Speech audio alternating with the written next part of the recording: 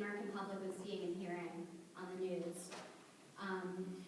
And there was really only one place where you could go if you wanted to be a reporter at a conservative outlet, and that was the Washington Times, which is where Bill Gertz went and had his career, and a lot of other people came up in their careers as well there.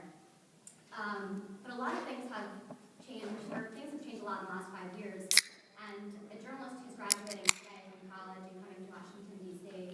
can end up anywhere from the Daily Caller to Breitbart, the Washington Examiner, the National Review's Washington Bureau, or at the Washington Free Beacon, which is where I've been the last year. So it's a really exciting time for journalism, and conservative outlets now are not just calling out the media for bias, which AIM has done very well, a lot of other places have done very well for many years. We're also starting to drive the media and to break news and really add to the conversation.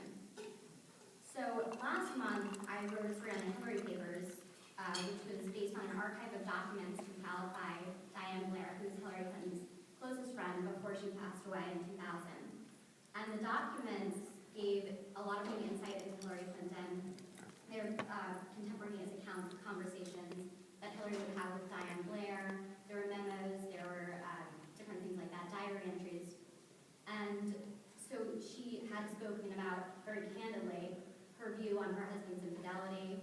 She talked about her one-time support for single-payer health care and some of her frustrations inside the White House. And it also gave a window into how much influence she really had on the White House at the time. So this archive had actually been open to the public at the University of Arkansas in Fayetteville since 2010. And anybody could just walk in and go to the library and look at these documents. But until the Free Beacon, there were no Washington reporters that had actually bothered to go down and report on these. The Hillary Papers was a top political news story for over a week, and it also led to other stories, which led to pressure on the Clintons to begin releasing previously withheld documents, which is what we started seeing last week with some new documents being released from the Clinton Library. But the coverage of the story also highlighted a bias that still exists in the media, and I think this bias has to do, obviously, with slant against conservatives, but also with the legacy media, the New York Times, the Washington Post, and other places, their unwillingness to take new, upstart, online outlets as seriously in terms of their journalism. So, for example, Andrea Mitchell refused to say the words Free Beacon on the air. She instead referred to us as an anti-Clinton website.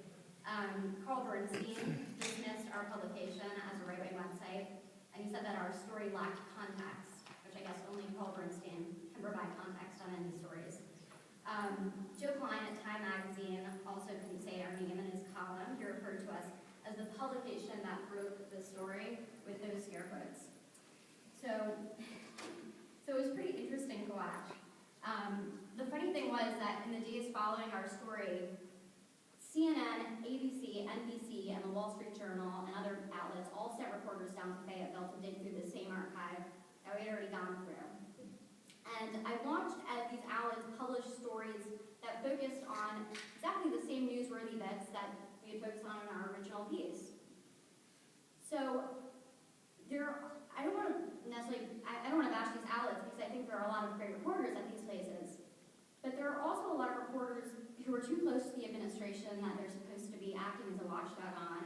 And really when it has come to this administration, the mainstream media has pulled its punches, it has not been aggressive enough, and it really hasn't done its job. One of my favorite quotes is by the journalist Bernard Levin, and he says, he's talking about journalists and what the role of journalists should be. And he says, quote, "We are and must remain vagabonds and outlaws, for only by so remaining will we be able to keep the faith by which we live, which is the pursuit of knowledge that others would like unpursued, and the making of comments that others would prefer unmade." I think this is really what kind of the new generation of young conservative journalists has been doing. They've been doing it because they have to do it. You have to be aggressive in order to get stories when you have an administration that's adversarial like this. So I think that it's very helpful, and I think that it's great training, and I young reporters will come to dominate the news industry 10 years from now. So I'm thankful for places like AIM, which help college journalists come to DC and for the first time and to try to do just that. Thank you.